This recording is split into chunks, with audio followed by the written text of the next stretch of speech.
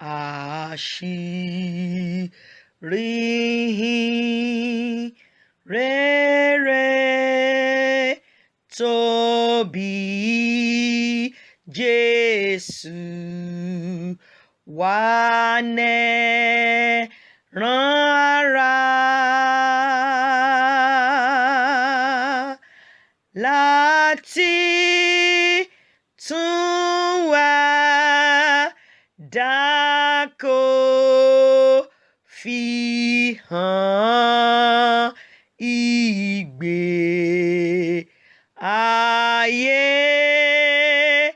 tọ̀run.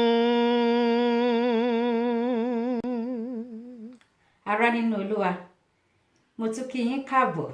Ṣé àlàáfíà ni ẹ wà? Ṣé ẹ ti gbáradì láti tún gbọ́ ohun àṣírí tí Ọlọ́run ṣe tán láti tú fún wa ní ọjọ́ òní? Orúkọ mi ni Oyinlọ́lá.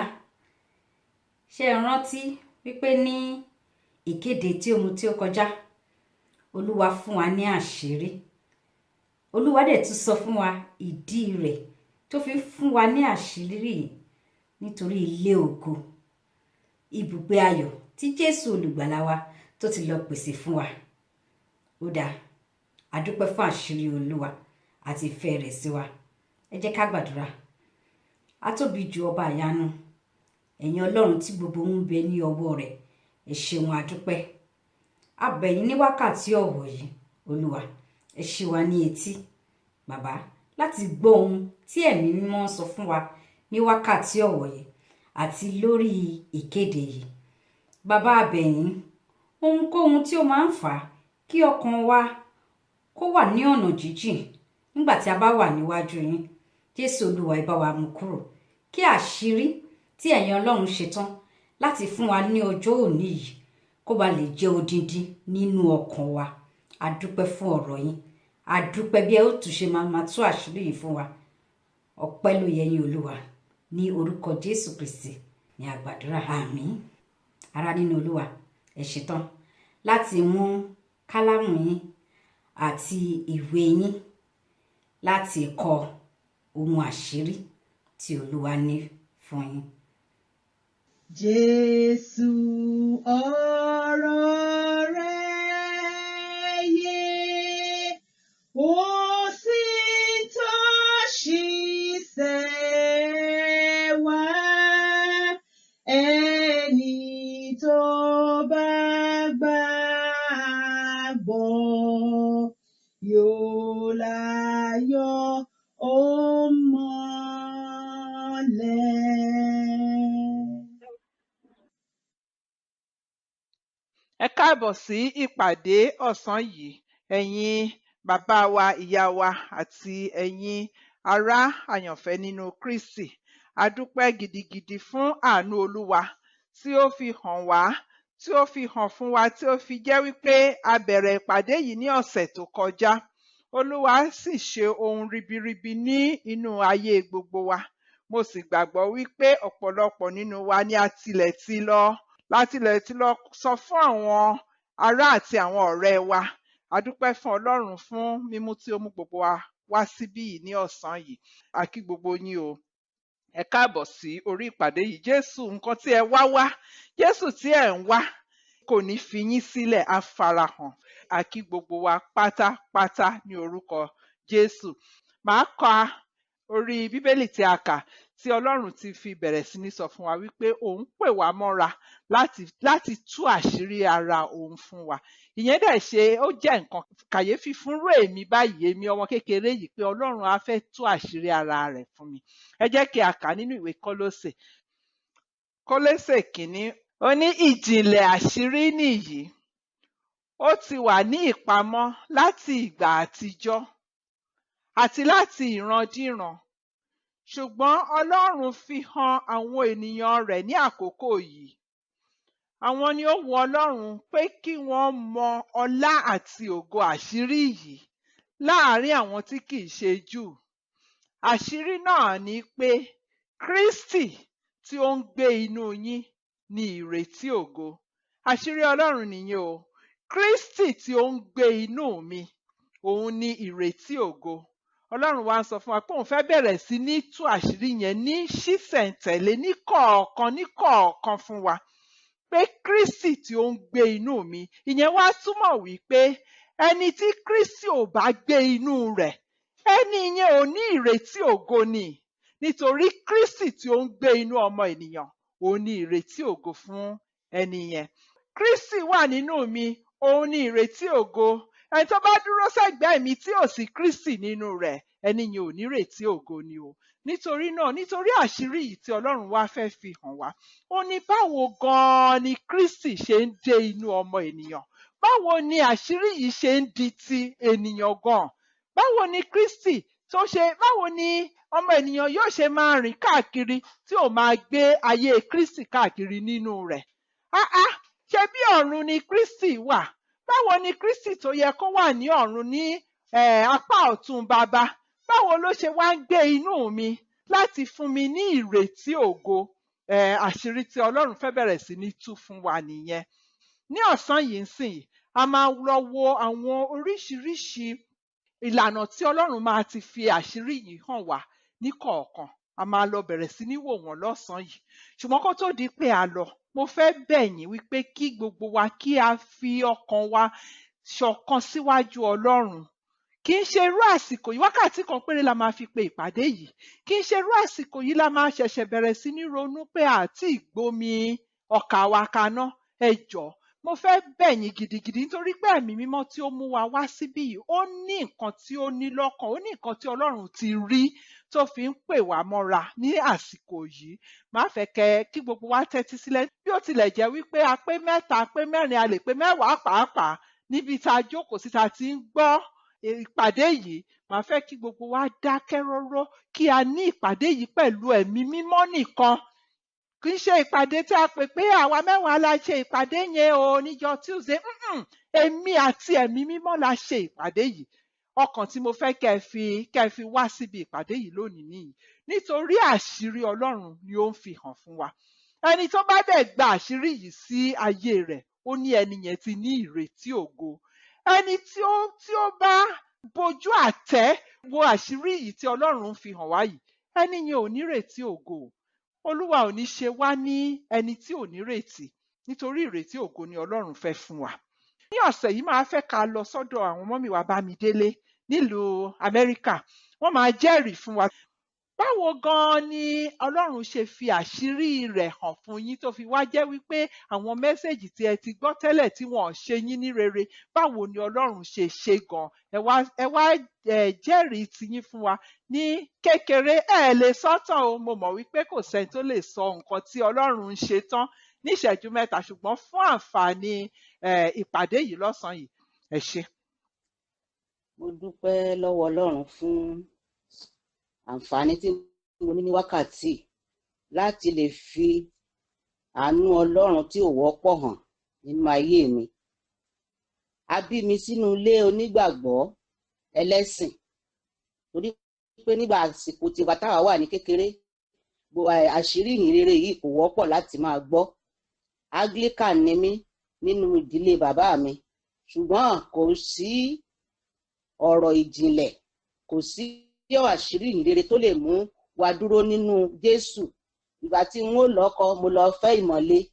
Ìgbà tí mo fẹ́ ìmọ̀le, inú ẹ̀sìn yìí ni mo wà fún 40 ọdún ó dín díẹ̀ kí Jésù tó rà mí padà, kó tó fara ẹ̀ hàn mí nípa ìkànnú àwọn ọmọ tọ́lọ́run fún mi tó gba Jésù sínú ayé rẹ̀ nígbà tó lọ sáàfù ní Sókótó. Ìgbà tó padà dé, ó sì ròyìn, ó ní mọ́mì ṣe fẹ́ gba Jésù sínú ayé yín? Mo ní tó bá ti jẹ́ pé nǹkan tí mo kún ṣe tẹ́lẹ̀ náà nù, mo fẹ́. Ó sì mú mi lọ nínú ọ̀nà náà, ó sì gbà sínú ayé mi. Ṣùgbọ́n gẹ́gẹ́ bí Ọlọ́run olótìtọ́ aláàánú, ó rí ọkàn mi pé òun ni mo gbà sínú ayé mi.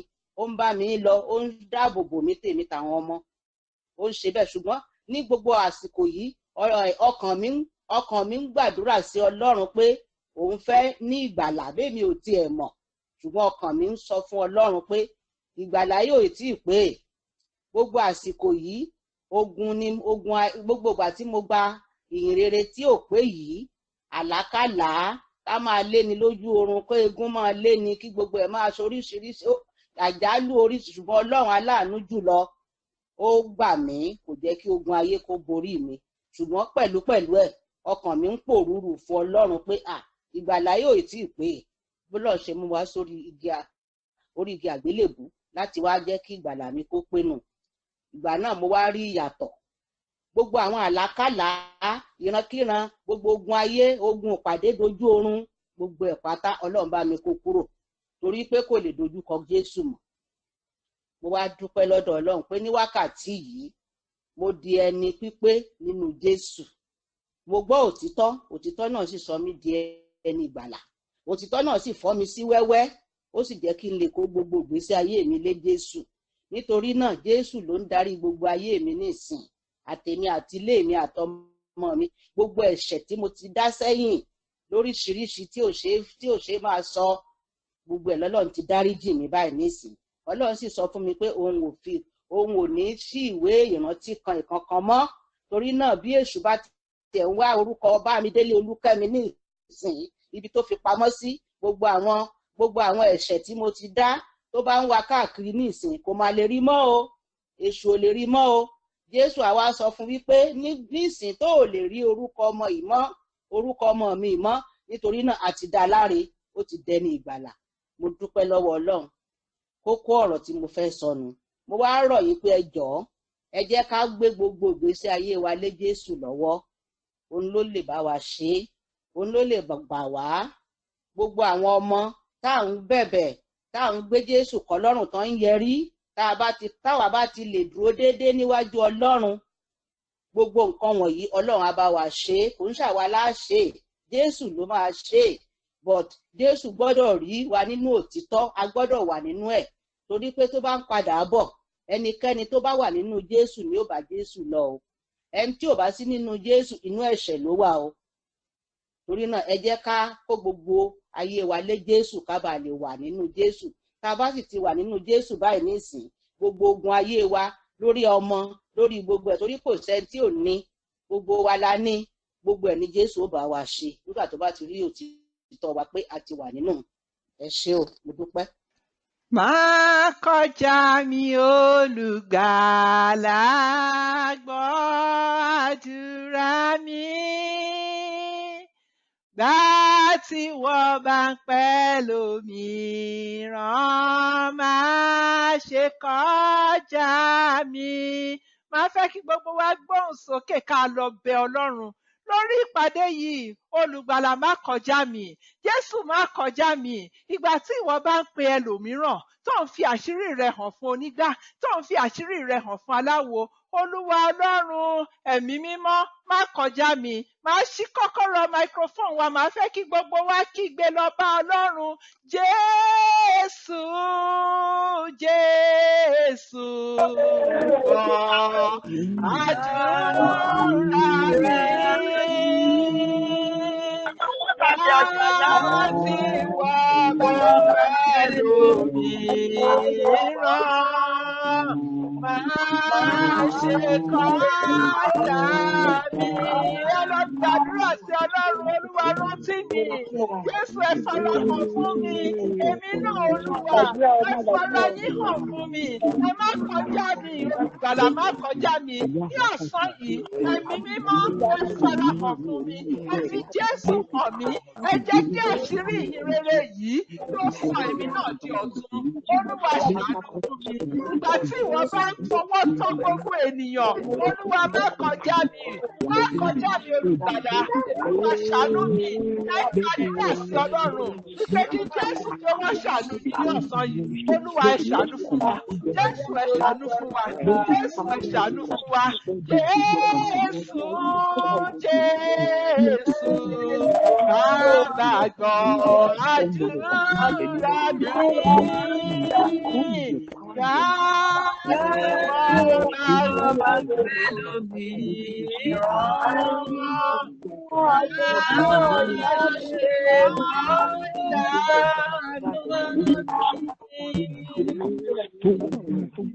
Olúwa ẹ ṣeun, a dúpẹ́ gidigidi fún ẹ̀rí ọmọ yín, ojúlówó ọmọ yín. A dúpẹ́ fún bí ẹ̀yin ṣe nífẹ̀ẹ́. mò ń gbọ́ ẹ̀rí yẹn, mo ní Olúwa ẹ ṣeun. Jésù àdúpẹ́, kò sí ẹni tí ẹ̀yin Ọlọ́run ò lè fọwọ́ tọ̀. Kò sí inú ihò tí ẹ̀yin kò ti lè fa ọmọ yín bọ́ síta. Olúwa ẹ ṣeun. Ǹjẹ́ bí a ti ń lọ ní ọ̀sán yìí, gbogbo àwa tí a wà ní ìpàdé yìí àti gbogbo àwọn tí ẹ ó máa fi ọwọ́ tọ́ nípasẹ̀ ayé wa, Olúwa Jésù ọmọ Ọlọ́run, ẹ wá rántí gbogbo wa, ẹ wá wà pẹ̀lú wa, ẹ wá dáàbò yín bò wá, ẹ wá ṣí ọkàn wa payá kí àwa kí ó bàa lè gbọ́ ohùn yín ní ọ̀sán yìí. Ẹ ṣeun Olúwa, ẹ ṣeun fún àṣírí yín tí ẹ̀yin fẹ́ tú fún wa. Ẹ ṣeun, ní orúkọ Jésù ni a gbàdúrà. Àmín. Àmín. Ẹ ṣé mọ́mì, a dúpẹ́ gidigidi. Jésù á dì yín mú, á sì di gbogbo àwọn ọmọ yín mú pàápàá. Ṣé ẹ mọ̀ wípé Ọlọ́run nígbà tí ó bá fẹ́ ṣàánú fún ènìyàn, nígbà mìíràn, á wá jẹ́ ọmọ kékeré kan ló máa jáde láti inú ilé kan tí Ọlọ́run máa farahàn fún, tó máa kọ́kọ́ gba Jésù ní gbogbo ìdílé. Gbogbo ìdílé lè kígbe pé, ìwọ kékeré, ìwọ ẹ̀sìn tí a ti ń sìn láti kan tó bí ẹ ló wá fẹ́ fi sílẹ̀, ló fẹ́ di onígbàgbọ́ nísìnyìí. Ariwo á sọ, gangan á sọ, wọ́n á sọ fún àǹtí, wọ́n á lọ sọ fún bàbá, wọ́n á rìpọ́ọ̀tì fún gbogbo èèyàn. Ṣùgbọ́n tí a ò bá yẹsẹ̀ nínú Jésù, tí a ò bá yẹsẹ̀ nínú Jésù, ìkọ̀ọ̀kan ni yóò máa fa àwọn èèyàn wa mára, ni yóò máa fa àwọn èèyàn wa mọ́ra. Ohun tó ṣẹlẹ̀ nínú ayé mi ni mò ń sọ fún yín yìí. Nígbà tí mọ́mì wa ń jẹ́rìí, wọ́n ní ìdílé Anglican làwọn ti jáde, ṣùgbọ́n wọ́n wá lọ fẹ́ Mùsùlùmí. Ṣùgbọ́n Jésù nínú àánú rẹ̀, ó farahàn fún wọn nípasẹ̀ ọmọ wọn tó lọ ṣe youth service nílùú Sókótó. Olúwa á dì yín mú, á di gbogbo àwọn ọmọ yín mú ní orúkọ Jésù. A wá lọ ní ọ̀sán yìí láti lọ wo àwọn ibi tí Ọlọ́run ti máa bẹ̀rẹ̀ sí ní fi àwọn àṣírí yìí hàn wá níkọ̀ọ̀kan. Ẹ jẹ́ kí n tún lọ mú Kọ́ríńtì kìíní orí 15 tá a kà ní ọ̀sẹ̀ tó kọjá, ẹsẹ̀ kìíní àti títí dé ẹsẹ̀ 3. Ó ní, ará, mo fẹ́ rán yín létí ọ̀rọ̀ ìyìnrere tí mo fi wàásù fún yín, tí ẹ gbà, tí ẹ sì bá dúró.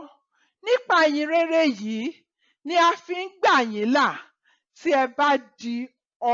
ẹ bá dì mọ́ ọ̀rọ̀ ìyìnrere tí mo fi wàásù fún yín. Bí bẹ́ẹ̀ kọ́, asán ni ìgbàgbọ́ yín.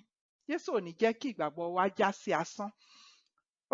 Ẹsẹ̀ 3 ó ní, nítorí ohun kìíní tí ó ṣe pàtàkì jùlọ tí èmi fúnra mi kọ́, tí mo sì fi kọ́ yín, ni pé Kristi kú nítorí ẹ̀ṣẹ̀ wa gẹ́gẹ́ bí ìwé mímọ́ ti wí, àti pé a sìn, a sì jí i dìde ní ọjọ́ kẹta gẹ́gẹ́ bí ìwé mímọ́ ti wí.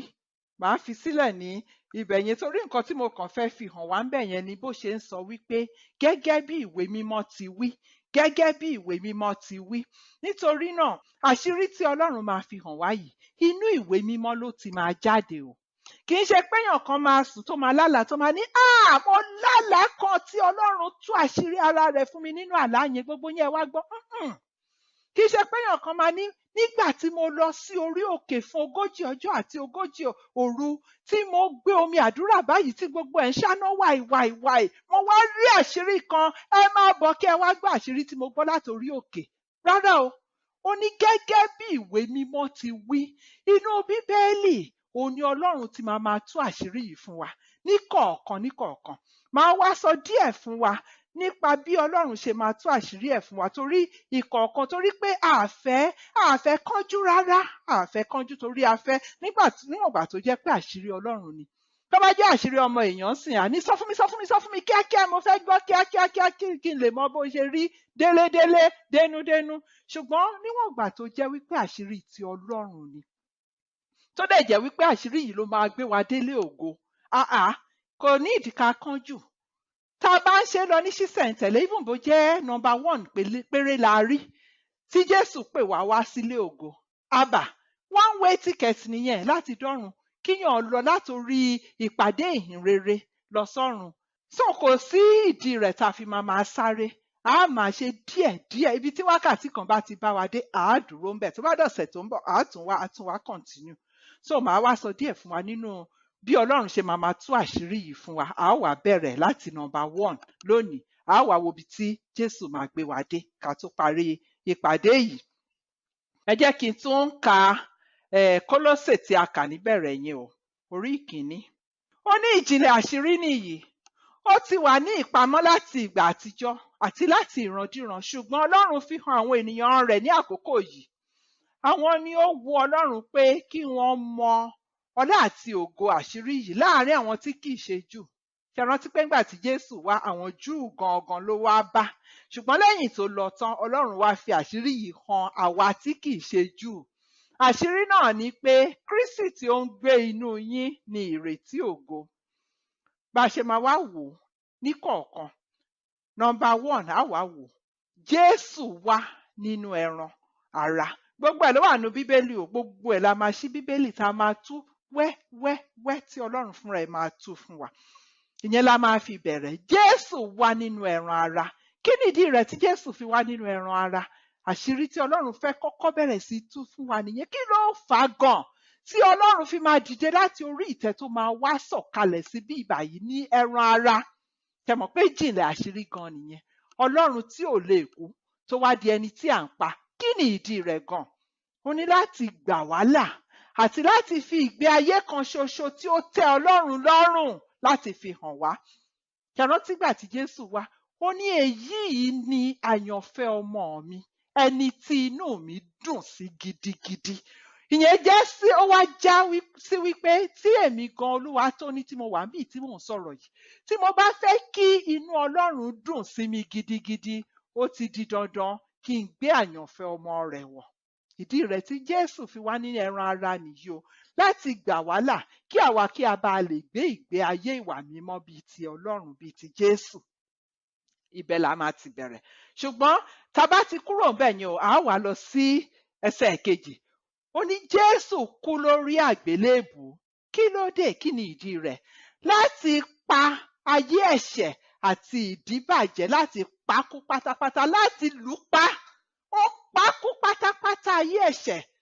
Ọkùnrin ògbólógbò ni tí ò ní jẹ́ kí ènìyàn lè gbé ìgbé ayé ìwà bí Ọlọ́run. Jésù gbé lọ sórí àgbélébùú, ó lù pa níbẹ̀, ó pa kú pátápátá. Ìdí rẹ̀ tí Jésù fi lọ sórí àgbélébùú. Gbogbo ẹ̀ lọ́lọ́run máa ń fi hàn wá dáadáa o. Mo kàn ń sọ nísìn ká lè ní ṣẹ̀mọ̀ kó lè wá sí wa lọ́kàn wípé nǹkan tí a máa wò nìyí lórí ìpàdé yìí. Láti pa ayé ẹ̀ṣẹ̀ àti ìdíbàjẹ́ kú. Jésù ni Ádámù ìkẹyìn. A kà nínú ìwé mímọ́. Ọlọ́run sọ fún wa pé lẹ́yìn Jésù, òun ò fẹ́ rí Ádámù, ẹ̀yà ara Ádámù nínú ayé ẹnikẹ́ni o. Ẹni tó bá kú tó bá lọ síwájú Ọlọ́run tó ní ẹ ṣílẹ̀kùn tó bá ní ẹ jẹ́ ká wò, ẹ̀yà ara wo ló gbé wá gan? Tó bá ti jẹ́ ẹ̀yà ara Ádámù, Ọlọ́run ò ní ṣílẹ̀kùn fún ẹni yẹn. Ó ní Jésù ní Ádámù ìkẹyìn. Lẹ́yìn Jésù kò sí Ádámù mọ́ níwájú Ọlọ́run. Ìdí ẹ̀ tó fi kú lórí àgbélébùú nìyẹn. Ẹsẹ̀ kẹta tí a máa lọ wò ni o. Ó ní a sìnkú Jésù. Kí ló dé tá a fi sìnkú Jésù? Ó ní láti sin gbogbo iṣẹ́ ẹ̀ṣẹ̀ àti ìdíbàjẹ́ kúrò nínú ayé tiwa gan. Ìdí ẹ̀ tá a fi gbé Jésù sin nìyẹn. Ẹni tó bá náà ti gba Jésù tó sì ń gbé ìgbé ayé ẹ̀ṣẹ̀, kò tí ì sin ayé ẹ̀ṣẹ̀ kúrò nínú ayé rẹ̀. Gbogbo ẹ̀ lọ́lọ́run máa fi hàn wá. Ìkẹrin, Jésù jíǹde nínú òkú ní ọjọ́ kẹta. Èrèdí rẹ̀ láti bí irú ẹ̀dá titun, àwọn ọmọ ìgbàlà sínú ayé ní ọ̀tun. Láti bí irú ẹ̀dá titun, àwọn ọmọ ìgbàlà sínú ayé. Ìdí ẹ̀ tí Jésù fi jíǹde. Àjíǹde Jésù kọ̀ọ̀kan kì í ṣe nǹkan tí à ń mú Palm Sunday tá a lọ ṣọ́ọ̀ṣì tá a jójójójó tá a máa gbé gèlè lọ sí ṣọ́ọ̀ṣì ní Palm Sunday pé Jésù jíǹde. Jésù Olúwa jọba, Jésù Olúwa jọba. Ó ní lóòótọ́ ni mo jọba. Ṣùgbọ́n nínú ayé rẹ̀, ìdí ẹ̀ tí mo fi jíǹde ni láti sọ ẹ́ di ẹ̀dá titun, irú ọmọ Ọlọ́run. Ó ní òun ò fẹ́ ká jẹ́ irú ọmọ Ádámù mọ́. Àjíǹde Jésù ló sọ wá di irú ọmọ Ọlọ́run. Ẹsẹ̀ karùn-ún tá a máa lọ. Ó ní Jésù farahàn fún àwọn ẹlẹ́rìí rẹ̀. Ìyẹn ni díẹ̀ nínú àwọn irú ẹ̀dá titun tí ó bí sí ayé. Ìyẹn ni à ń pè ní ìjọ mímọ́ Jésù. Tá a bá ń sọ̀rọ̀ ìjọ Jésù, kì í ṣe ṣọ́ọ̀ṣì tá à ń lọ tá a ti ń jókòó tá à ń gbọ́ ìwàásù o. ó lóun ò ní gbé inú ilé tí a fi amọ̀ àti òkúta àti pákó tá a fi kọ́. Ó ní inú ọmọ ènìyàn, inú ara wa. Òun ló fi sọ wípé Kristi nínú yín ni ìrètí ògo. Àwa ni ṣọ́ọ̀ṣì Ọlọ́run, àwa ni tẹ́ḿpìlì Ọlọ́run. Ìdí rẹ̀ tí Jésù ó wá farahàn fún àwọn díẹ̀. Tá bá ka ìwé Kọ́ríńtì kìíní tí mò ń kà yẹn, tá bá kà á désàlẹ̀, ẹ rí àwọn tí ó farahàn, tí ó farahàn, tí ó farahàn. Àwọn yẹn ni díẹ̀ nínú àwọn irú ọmọ Ọlọ́run tí Jésù tí ó ṣẹ̀ṣẹ̀ wá dá sínú ayé lẹ́yìn tó kú tó jíǹde tán. Nǹkan tí Ọlọ́run ń pè wá pé ká wá darapọ̀ mọ́ irú ọmọ Ọlọ́run nìyẹn lórí ìpàdé yìí. Ṣé ẹ rí i pé àṣírí ńlá ni Ọlọ́run fẹ́ fi hàn wá ní orí ìpàdé yìí? Mo lérò wípé gbogbo wa la máa enjoy àṣírí yìí tí Ọlọ́run bá fún wa ní ọkàn balẹ̀ láti jókòó tọkàntọkàn. Ẹsẹ̀ 6 tá a máa lọ. Ó ní Jésù gòkè lọ sí ọ̀run. Kí ló dé tí Jésù fi gòkè lọ sí ọ̀run? Ó ní láti pèsè àyè sílẹ̀ fún gbogbo irú ẹ̀dá titun rẹ̀ lọ́dọ̀ Baba. Gbogbo ẹ̀ la máa kà nínú Bíbélì o. Mo kàn ń sọ lérèfé báyìí. A kà gbogbo ẹ̀ nínú Bíbélì, ṣé ti gbọ́. Ẹsẹ̀ 7, ó ní Jésù fún wa ní ẹ̀bùn ẹ̀mí mímọ́ láti jẹ́ èdìdí fún gbogbo irú ẹ̀dá titun rẹ̀ àti láti sàmì ìyè sí wa nínú ayé òṣì àti ayé ẹ̀ṣẹ̀ yìí. Sàmì ìyè sí mi lára, sàmì ìyè sí mi lára o. Sàmì ìyè sí mi lára, sàmì ìyè sí wa lára o. Ayé ń lọ sópin, sàmì ìyè. Bàbá sàmì ìyè sí wa lára o. Ẹ̀mí mímọ́, òun ni Jésù máa fi ń sàmì ìyè sí gbogbo àwọn tí ó bá jẹ́ tirẹ̀. Nítorí náà, ẹni tí kò bá tíì ní Jésù kò ní àmì ìyè lára. A lè rí àmì yẹn lójúkorojú báyìí. Inú ló wà. Ẹ̀mí mímọ́ ni Ọlọ́run fi sàmì ìyè sí gbogbo àwọn èèyàn ẹ̀ lára. Ohun tó ṣe ń pè wá sórí ìpàdé yìí pé gbogbo yín ẹ wá kí n lè sàmì ìyè sí yín lára. Nínú ayé òṣì, nínú ayé ẹ̀ṣẹ̀, kó jẹ́ wípé àmì Ọlọ́run ni àwa máa gbé kiri. Àṣírí ńlá ni Ọlọ́run fi fún wa. A máa lọ sí ẹsẹ̀ 8 ńsìn. Ó ní Jésù fún wa ní iṣẹ́ ìránṣẹ́ ìsọdọmọ ẹ̀yìn. Kí nìdí rẹ̀? Láti mọ̀ wá kí ó sì mú wa dàgbà nínú ìgbé ayé ẹ̀dá tuntun tí ó bí wa sí. Ìdí rẹ̀ nìyẹn tí Jésù fi fún wa ní pẹpẹ ìsọdọmọ ẹ̀yìn. À wò yẹn náà nínú ìwé mímọ́. Ẹsẹ̀ 9, ó ní Jésù ń bọ̀ láti gba àwọn àyànfẹ́ rẹ̀ sókè fún àsè ìgbéyàwó ńlá ti ọ̀dọ́ àgùntàn ní ọ̀run lọ́hùn. Ìyẹn ojoojúmọ́ ni mò ń sọ fọ́lọ́run pé nígbà tí ìpè yẹn bá dún báyìí, Olúwa, ẹ yà mí sọ́tọ̀, ẹ kà mí mọ́ àwọn èèyàn mímọ́ yín tó máa déédéé gbéra tí wọ́n á lọ fọ́ọ̀ tí ìpè yẹn bá ti dún báyìí. Ẹ rí pé àṣírí ńlá ni eléyìí. Kí ló máa ṣẹlẹ̀ tó jẹ́ wípé ìpè á dún, táwọn kan á lọ, tí wọ́n á gòkè lọ sọ́run, táwọn kan ò tiẹ̀ ní gbọ́ ìpè rárá. Jésù ni mo fẹ́ kẹ́ ẹ darapọ̀ mọ́ àwọn tó máa gbọ́ ìpè tó máa dún nígbà tó bá dún. Òun ló ṣe ń pè wá sórí ìpàdé yìí.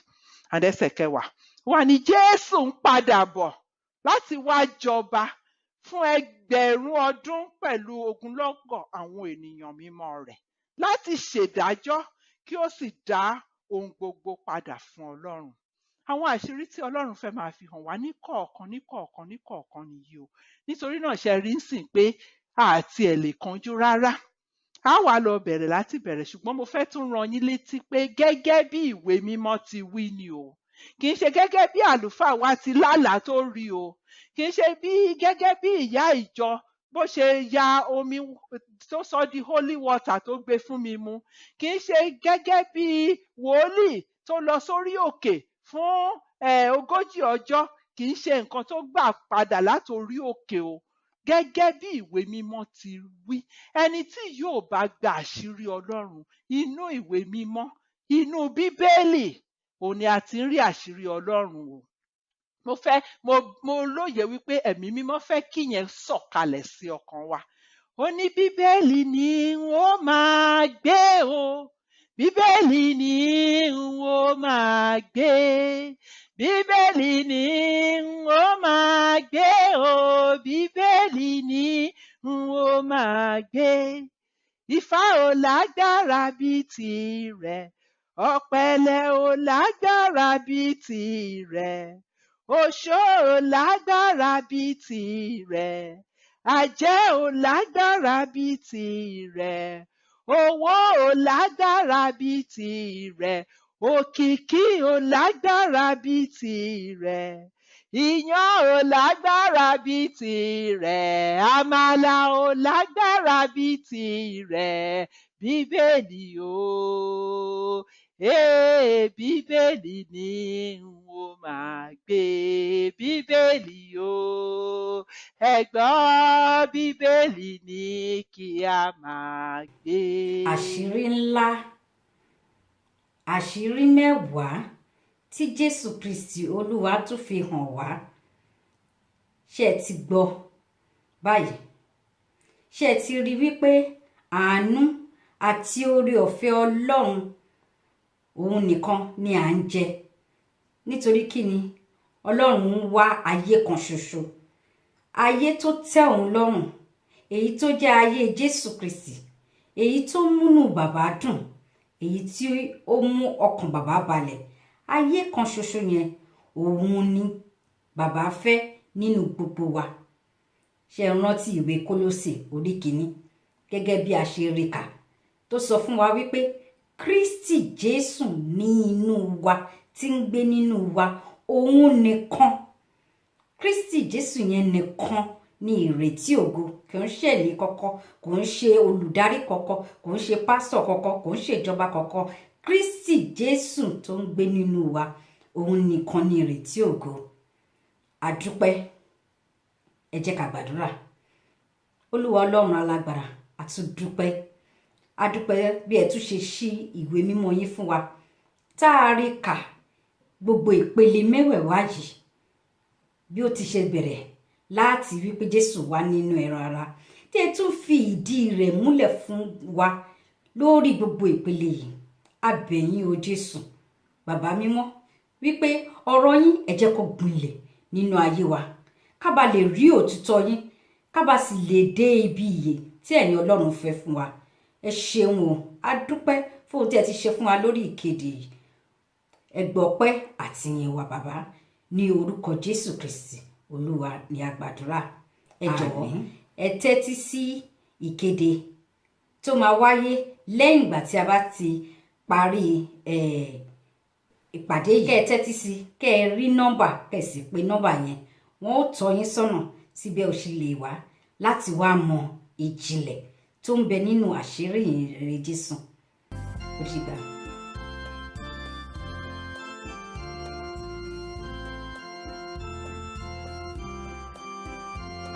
Àtótó arére.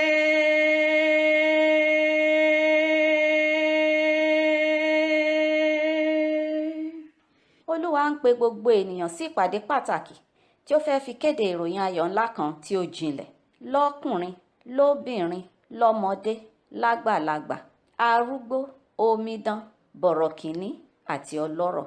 Olúwa wípé nínú ìpàdé yìí, òun yóò tú àṣírí pàtàkì fún gbogbo àwọn mádámọ̀ tí ó ṣetán láti gbọ́. Ìjìnlè àṣírí yìí ó ti wà ní ìpamọ́ láti ìgbà àtijọ́ àti láti ìrandíran. Ṣùgbọ́n Ọlọ́run fi hàn àwọn ènìyàn rẹ̀ ní àkókò yìí. Àwọn ni ó wu Ọlọ́run pé kí wọ́n mọ ọlá àti ògo àṣírí yìí láàárín àwọn tí kìí ṣe Júù.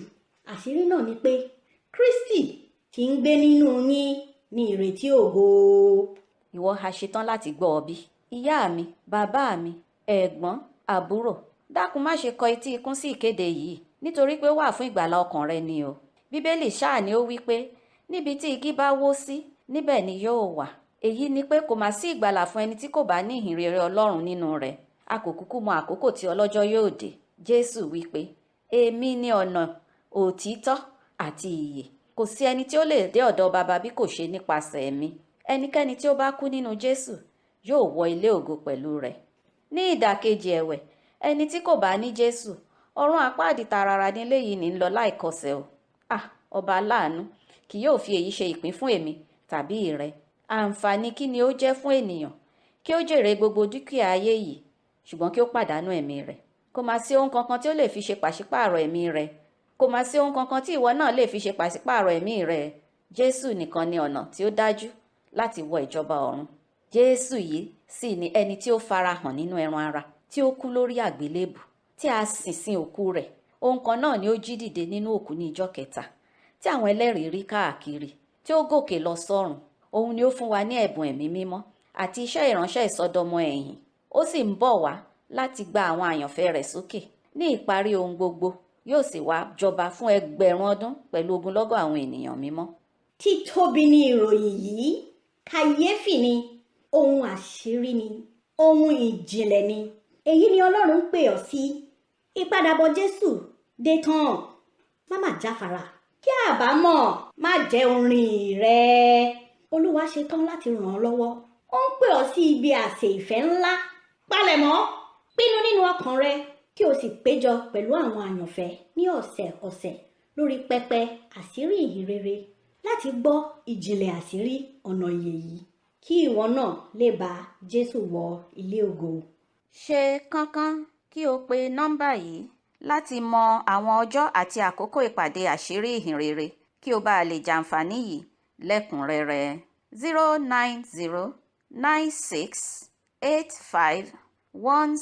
09096851691